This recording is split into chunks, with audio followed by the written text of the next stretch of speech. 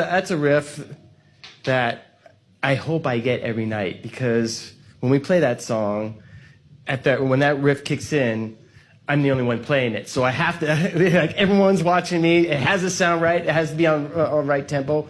And, you know, if I don't practice that riff, I'm liable to mess it up. You know, I wasn't motivated by a lot of the things that, you know, might motivate people, fame, fortune, whatever. I was just motivated by wanting to play the guitar well. Actually, when I think about it, yeah. When I went to go see the Hendrix movie, I remember going back to my home and digging out this guitar that was in my closet that I didn't really touch. You know, I remember buying the guitar and kind of fooling around with it for a little bit, and like just kind of like putting it in the closet and just not really paying much attention to it until after seeing that movie. Then I went straight back to the closet, took the thing out, and like looked at it, and I remember saying to myself, "Okay, I'm going to learn how to play you." And it was a very, very, very distinct time, and I remember that there was nothing else in my life that had ever inspired me to just like sit down and just do one thing, just like Guitar Head. And it was just an amazing moment for me, because at that point, all I wanted to do was just play guitar and learn how to play it as well as I possibly could. And you know, not a whole lot of people know this, but I wrote this riff when I was 16 years old, and it's still with us to this day.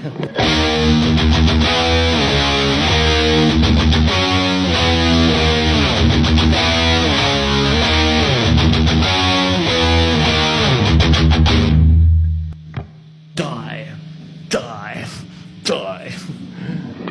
And you know, like I said, I wrote it when I was 16 years old, and it's still with us to this day. It's a real simple, really evil sounding riff, and yeah, it has a soft spot in my heart. I have a soft spot in my heart for that riff. I first started using ESP guitars way back in 1987. I kind of discovered them through my friend who had an endorsement with ESP at the time, and he told me that, you know, ESP was interested in working with me and would make me anything I wanted them to make. So I was really happy about that, and so I got to go to the ESP factory in New York, and I said, okay, this neck, put it on this body with this pickup configuration, make it black, put skull inlays on it. I'm there. And like 8 months later, I had that guitar, and that's my Scully guitar that I've been playing forever and ever. This guitar, White Zombie. It's another movie from the 30s that came out around the same time as The Mummy. It came out in 1932. Really, really great movie, and Bela Lugosi's character is called Murder Legendar. Very, very cool. I have this movie poster, and I love the movie poster, so of course I had to put it on a guitar. I allowed Guitar Center to make this particular guitar because I love it. I love this guitar a lot. I love the specs on it. I love the inlays, and you know, Guitar Center. I've been going to Guitar Centers, it seems like all my professional life. You know, it fulfills all my all the things that I need for a guitar. And it sounds good, it looks good, and it plays good.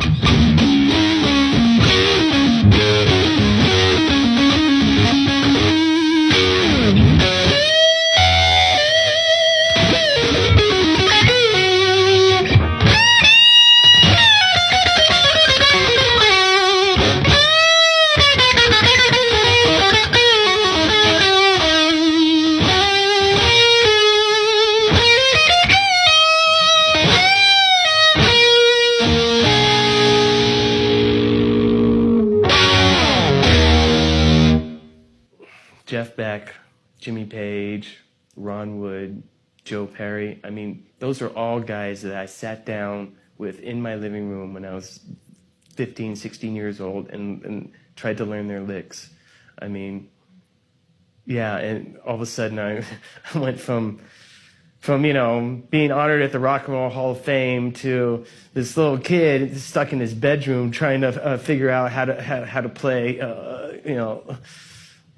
Jeff Beck tunes, Zeppelin songs all over again. I mean, I was brought back to that time where I was just a high school nerd who was just really, really just blown over by this music and these musicians. I mean, crazy.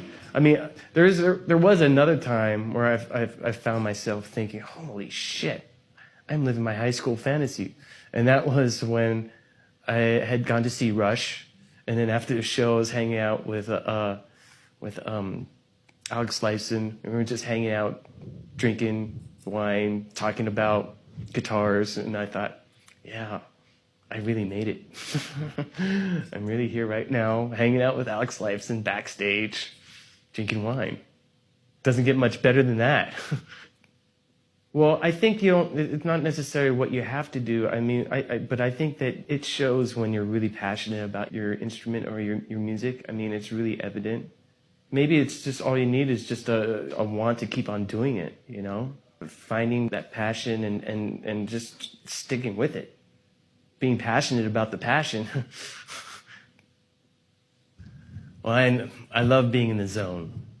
I love the sense of true abandon that I can get into. I love just being taken somewhere else and just wrapped up in like almost pure creative expression. I mean, for me, I love the zone. I know that a lot of people call it a lot of different things, but I truly feel that being in that zone is just so amazingly healthy for me, and for me it's a bit rejuvenating. It brings me to a place that rejuvenates me and can inspire me even more. There are times when I'm just like feeling really like crappy, or I'm in a bad mood, and I pick up my guitar and I start playing, and I'm just instantly just transformed somewhere else and just totally just brought to a better place. And I love the guitar for that reason. I mean, I just think it's one of the best things that I've ever discovered ever in my life.